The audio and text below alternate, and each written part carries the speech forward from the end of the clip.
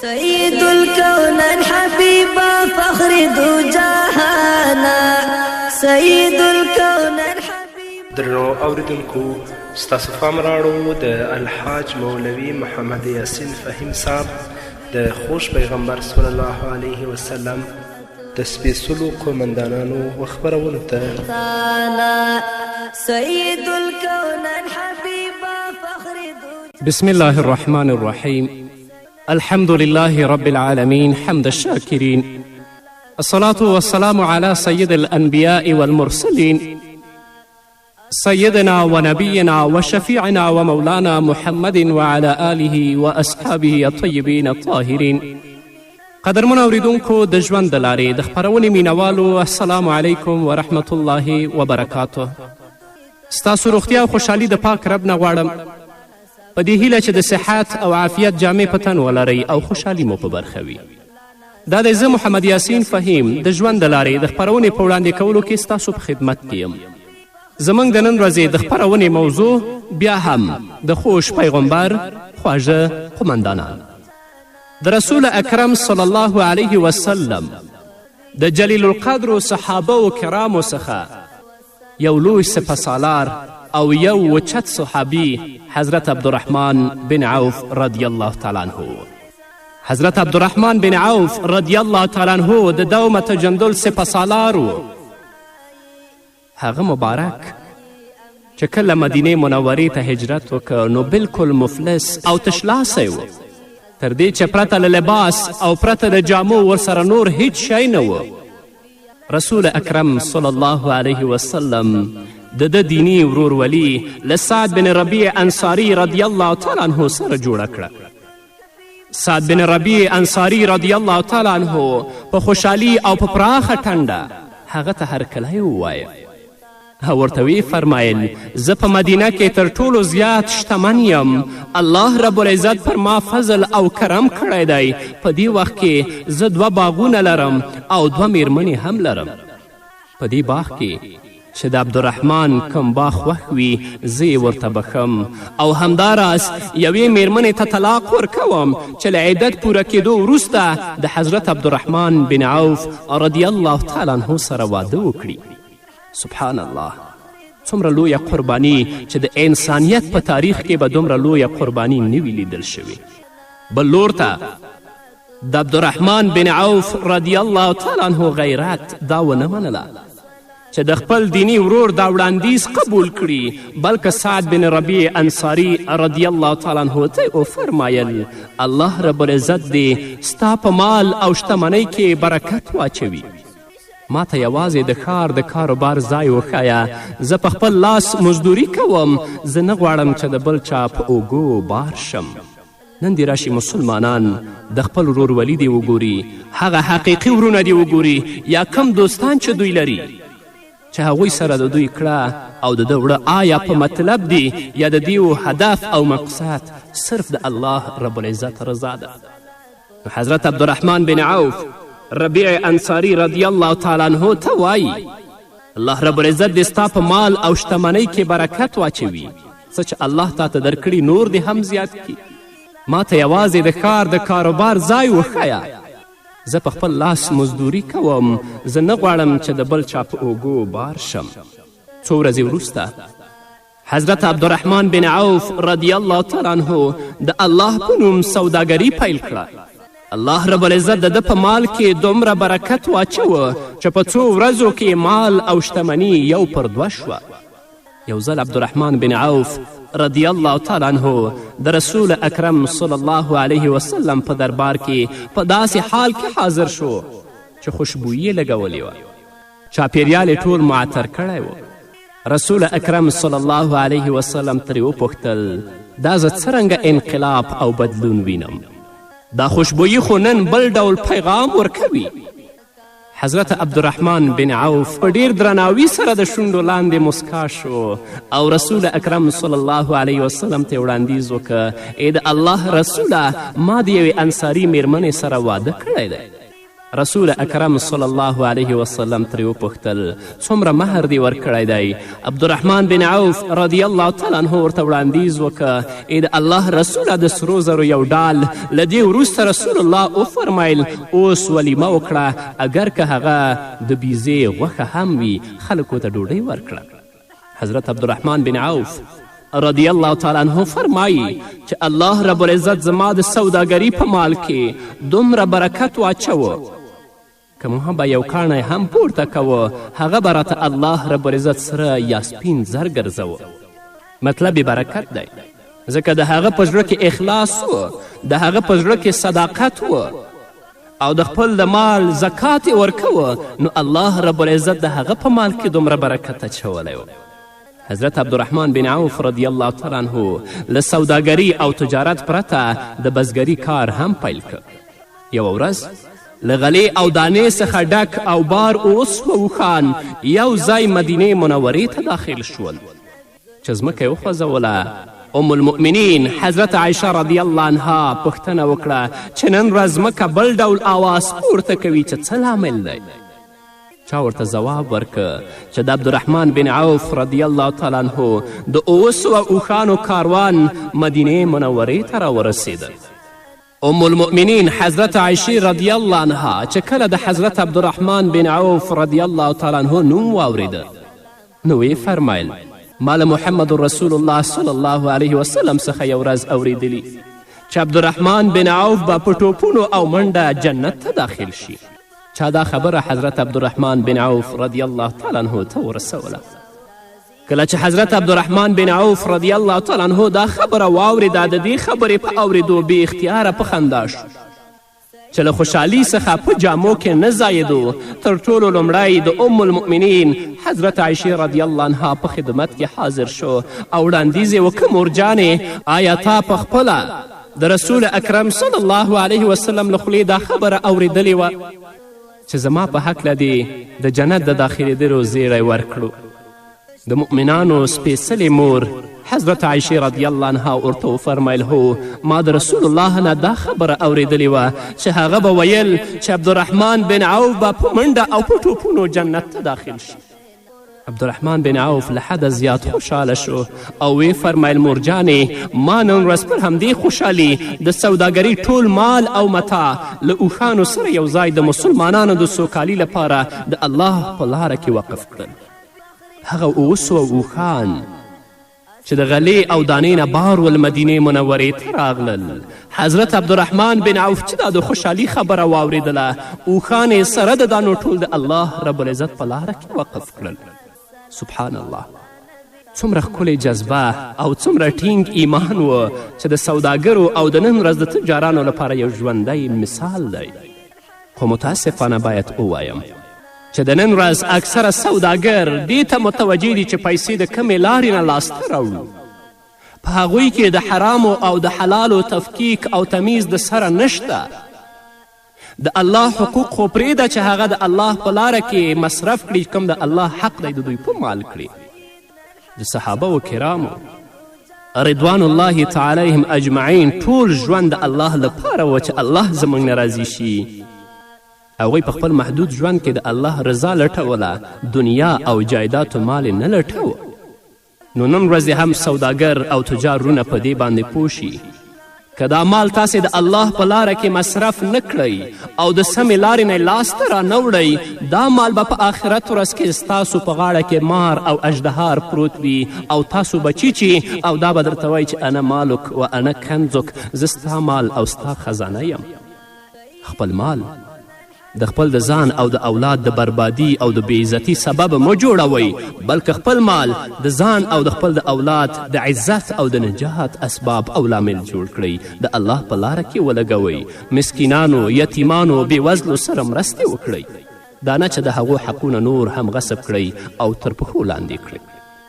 حضرت عبدالرحمن بن عوف رضی الله تعالی عنه د اسلام له پای څخه د ژوند تر وروستۍ دمه خپل مال او پانګه د الله رب العزت په لاره کې قربان کړه، خو له دې سره سره یې خپلو وارثانو ته هم شتمني او پانګه پرېښوده. د حضرت عبدالرحمن بن عوف رضی الله تعالی عنه 4 میرمنې وې چې هر یوې میرمنې ته یې اتیا زره دینار ورسېدل. کله چې هغه مبارک له نړۍ رحلت وکړه نو ډیره ځمکه، زر، اوښان، 100 اسونه، 3000 میږې او بیزې د ده ځایي ملکیت و. سره د دې چې د الله په لاره کې دی هم هر وخت د خپل مال وقف کوه، خو الله رب العزت د ده په مال کې کمښت نه راوسته، بلکې الله به د دې مال نور هم زیات کړ. یو ځل حضرت عبدالرحمن بن عوف رضی الله تعالی عنه روژه و. د روژه ماتې پر وخت ورته ډوډۍ په مخ کې کیښودل شوه. هغه مبارک چې کله ډوډۍ ولیدله نو په سترګو کې اوښکې راغلې او وی فرمایل مصعب ابن عمیر رضی الله تعالی عنه له ما څخه ډیر غوره و. د مکې ښایسته ځوان و، په مکه کې تر ټولو نه مالدار و چې د ورځې به یې د 200 دینارو جامې اغوستلې. کله چې هغه شهید شو نو د هغه لپاره د کفن ټوټه نه وه، صرف د هغه مبارک یو لنډ څادر و. که سر به یې پرې پټولو نو پښې به یې لوڅېدلې، او که پښې به یې پرې پټولې نو سر مبارک به یې لوڅېده. خو اوس دنیا زموږ لپاره پراخه شوه. ما ته اندېښنه ده چې دغه ټول نعمتونه ما د آخرت له ابدي ژوند او نعمتونو څخه بې برخې نه کړي. او بیا یې له آهونو او فریادونو سره خپله ژړا بدرګه کړه او ډیر وژړېده، تر دې چې ډوډۍ هم پر ځای پرېښودله او څه یې ونه خوړل. هغو سره دا درد و، هغو سره دا غم و. خو موږ سره کله هم دا فکر پیدا نشه. ځینې شتمن ورونه په دې ټولنه کې دي چې هغه د پلار او د نیکه نه شتمن پاتې دي. خو ځینې داسې هم کسان شته دی چې 10 کاله یا 15 کاله مخکې هغوی د خوراک لپاره څه نه پیدا کول، او نن ورځ د هغو مال او د هغو شتمني ټول ځایونه راچاپیر کړي دي، خو د خپل اصلي حالت کله هم په فکر کې نه ګرځئ چې زه څنګه وم او الله رب العزت څنګه کړم، آیا د الله شکر ادا کړم او که په کبر و غرور کې د خپل ژوند تیر کړم. حضرت عبدالرحمن بن عوف رضی الله تعالی عنه ته د حضرت مصعب ابن عمیر رضی الله تعالی عنه هغه کفن ور یادیږي. مبارک روژه نه ماتوي او په خپلو آهونو او فریادونو سره خپله ژړا بدرګه کوي. یوه ورځ همداشان بې اختیاره په ژړا شو او اوښکې له سترګو وڅڅېدې. چا ترې پوښتنه وکړه تاسې ولې دومره خواشیني یاست او جاړئ؟ آیا تاسې له کوم کړاو او مصیبت سره مخامخ شوي یاست؟ ولې مخ مړاوی شوی دی؟ حضرت عبدالرحمن بن عوف رضی الله تعالی عنه ځواب ورکه رسول اکرم صلی الله علیه وسلم له دنیا څخه په داسې حال کې رخصت شو چې د ده د بیبیانو په کور کې د اوربشو ډوډۍ هم نه تر سترګو کېده. یو زه یم چې د مال په ازموینه کې راښکیل یم، معلومه نه ده چې زما وروستی پایله به څه وي. هغوی د الله نه ویرېدل، هغوی سره د آخرت غم و چې یو ورځ به الله موږ په خپل حضور کې دروي او الله رب العزت به زموږ نه پوښتنه کوي. خو کله دا غم زموږ سره پیدا نشو. الله دې په موږ رحم وکړي. نور به مو قدرمنو اورېدونکو خو د یوې دمې نه وروسته سید الکونین حبیبا فخر دو جهانا، سید الکونین حبیبا فخر دو جهانا، الصلاة والسلام پتا نبی سلطانا، الصلاة والسلام پتا نبی سلطانا، سید الکونین حبیبا فخر. قدرمنو اورېدونکو بیا هم زموږ سلامونه او نیکې هیلې ومنئ. د سوداګري او بزګري سره سره حضرت عبدالرحمن بن عوف رضی الله تعالی عنه د جهاد له ډګر څخه هم لرې نه و پاتې شوی. د بدر په غذا کې عبدالرحمن بن عوف رضی الله تعالی عنه خپله میړانه دومره وځلوله چې د خطرناک دښمن عمیر عثمان بن کعب سر یې له تنه قلم کړ. هغه پخپله د بدر د غذا یوه زړه راښکونکې پیښه بیانوي چې زه په یو ځای کې په سوچ او فکر کې ولاړ وم. زما څنګ ته 2 تنه انصاري ځوانان راغلل. دواړه د یو بل حقیقي ورونه ول. د یو نوم معاص او د بل نوم معوض رضی الله تعالی عنهما. نو دواړو راته په معصومه بڼه وویل کاکا جانه ابو جهل څوک دی او کم یو دی او اوس چیرته دی؟ ما ترې وپوښتل بچیانو تاسې له هغه سره څه کار لرئ؟ دواړو راته ځواب راکه موږ اورېدلی دي چې هغه زموږ خوږ پیغمبر ته شکنځلې کړي دي. موږ دواړه نن ورځ اراده کړې ده چې همدا نن ورځ یې ووژنو او جهنم ته یې ورسوو. عبدالرحمن بن عوف وایي چې موږ په همدې خبرو کې بوخت وو چې یو لور ته ابوجهل په اس پور راغی او له ډیره کبره یې سر ځوړند نیولی و. نو ما ورته وویلې چې بچیانو دا ابوجهل دی. ځوانانو چې دا خبره واورېده لکه د برق په څیر په منډه ورغلل او د سترګو په رپ کې له اسه راوغورځوه او سر یې ترې قلم کړ. رسول الله صلی الله علیه وسلم د تبوک په غذا کې ټولو عامو او خاصو ته د ګډون کولو اعلان وکړ. له مجاهدینو څخه پرته د مال او متاع هم ډیره اړتیا وه ځکه چې په دې غذا کې رومیان د مسلمانانو په پرتله ډیر زیات ول. سفر هم ډیر اوږد و او د جنگ توکي وسلې او تورې هم لګې وې. د سورلي لپاره د اوښانو او اسونو هم کمی و. د وسلو د کموالي له کبله ډیرو مجاهدینو په لښکر کې ګډون هم ونه که. ډیر میړنیز ځوانان د جهاد له بې برخې کېدو څخه په ژړا او انګوله شول او په یو غږ به ویل های کاش چې له موږ سره د جهاد توکي وی چې له دې نیکبختي څخه نه وی بې برخې شوي. د اسلام لښکر د تبوک پر لور روان شو. حضرت عبدالرحمن بن عوف رضی الله تعالی عنه هم په دې لښکر کې ګډون درلود. د لمانځه وخت شو. رسول الله صلی الله علیه وسلم تشریف نه و راوړی. د امامت دنده عبدالرحمن بن عوف رضی الله تعالی عنه پر مخ یې وړه. په دویم رکعت کې رسول الله صلی الله علیه وسلم هم تشریف راوړ. د خپل قربانونکي صحابي عبدالرحمن بن عوف په اقتدا کې لمونځ ادا کړ. عبدالرحمن بن عوف رضی الله تعالی عنه د مکې د فتح پر تاریخي موقع د رسول الله صلی الله علیه وسلم د سفر ملګری و. د مکې له فتح وروسته تر حجة الوداع پورې په ټولو جګړو کې په میړانه وجنګېد. رسول الله صلی الله علیه وسلم د هجرت په 10 کال چې کله له دې فاني نړۍ څخه سترګې پټې کړې او د دنیا ژوند ته یې الوداع ووایه، له دې وروسته د خلافت دوره رامنځته شوه. په دې دوره کې عبدالرحمن بن عوف رضی الله تعالی عنه بې شمیره بنسټیز ګامونه پورته کړل. تر ټولو لومړی د خلافت چارې د ابابکر صدیق رضی الله تعالی عنه پر غاړه شوې. ابابکر صدیق رضی الله تعالی عنه د ژوند په وروستیو شیبو کې د عمر فاروق د ټاکلو په هکله د حضرت عبدالرحمن بن عوف رضی الله تعالی عنه سره مشوره وکړه. دا دومره جلیل القدر صحابي و.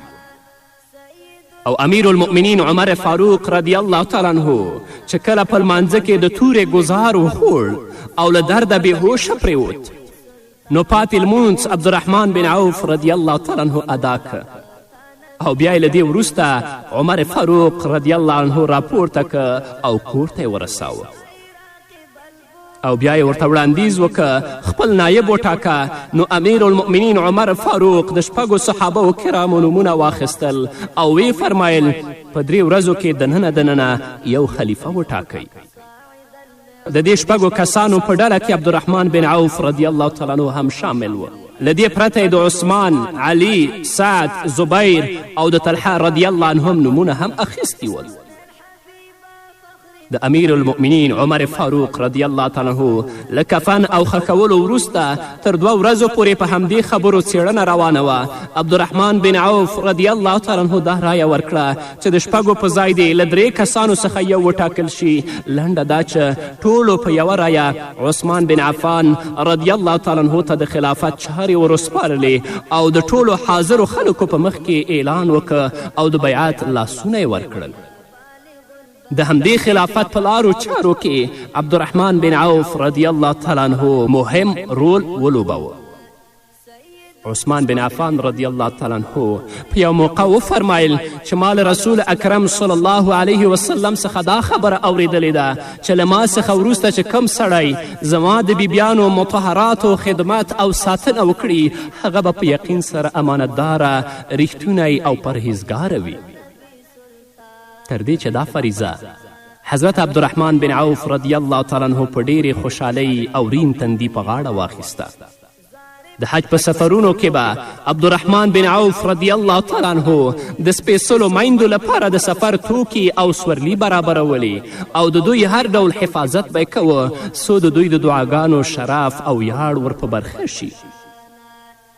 لنډه دا چې قدرمنو اوریدونکو د امیر المؤمنین عثمان بن عفان رضی الله تعالی عنه د خلافت په دوره کې د مرګ پرښتې ته لبیک ووایه او له نړۍ یې سترګې پټې کړې چې په جنت البقیع هدیره کې دفن کړی شو رضی الله عنه ورضو عنه.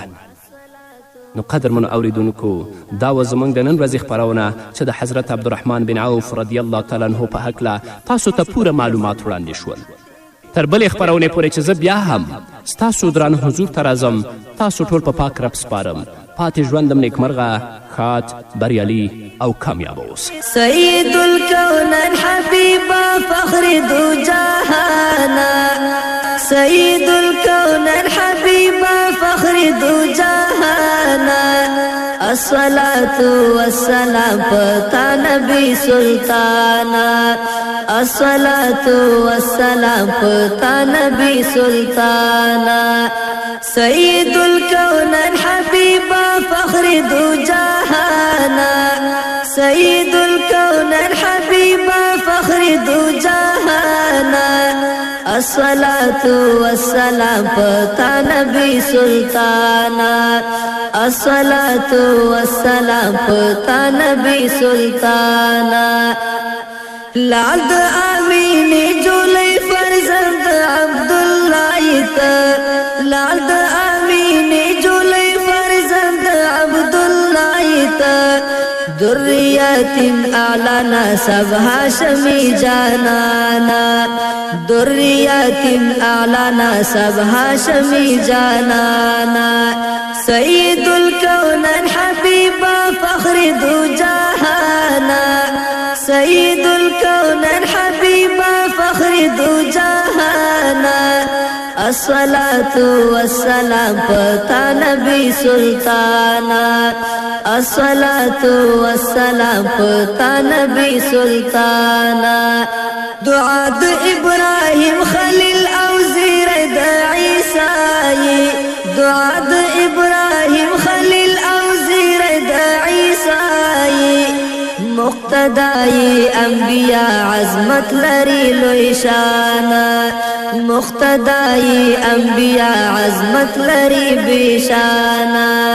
مقتدائی انبیاء عظمت لری لوی شانا، سید الکونین حبیبا فخر دو جہانا، سید الکونین حبیبا فخر دو جہانا، الصلاة والسلام پتا نبی سلطانا، الصلاة والسلام پتا نبی سلطانا، سمرا رحمتنا راحتنا دیرا وڑتا، سمرا رحمتنا راحتنا دیرا وڑتا، مرحبا اے مصطفیٰ قربان دل احسانا، مرحبا اے مصطفیٰ قربان دل احسانا، سید الکونین حبیبا فخر دو جہانا، سید الکونین حبیبا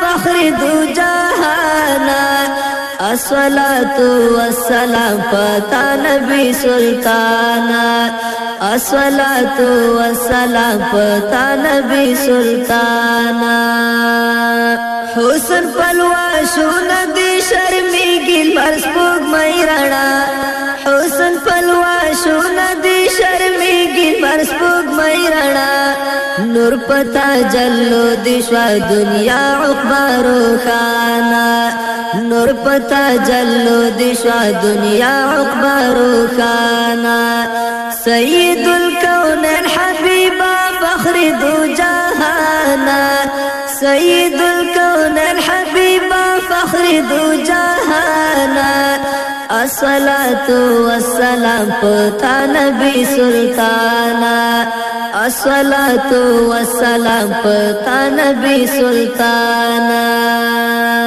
معلم الامتی او داعی الا اللہ، معلم الامتی او داعی الا اللہ، ذی الصراط المستقیم دلیل برہانا، ذی الصراط المستقیم دلیل برہانا، سید الکونین حبیبا فخر فخر دو جهانا سيد الكون حبيبا فخر دو جهانا الصلاة والسلام پتا نبی سلطانا الصلاة والسلام پتا نبی سلطانا راقب الجمال نجيب اي راقب البراقت راقب الجمال نجيب اي راقب البراقت صاعد المعراج في الليل تلا ما كان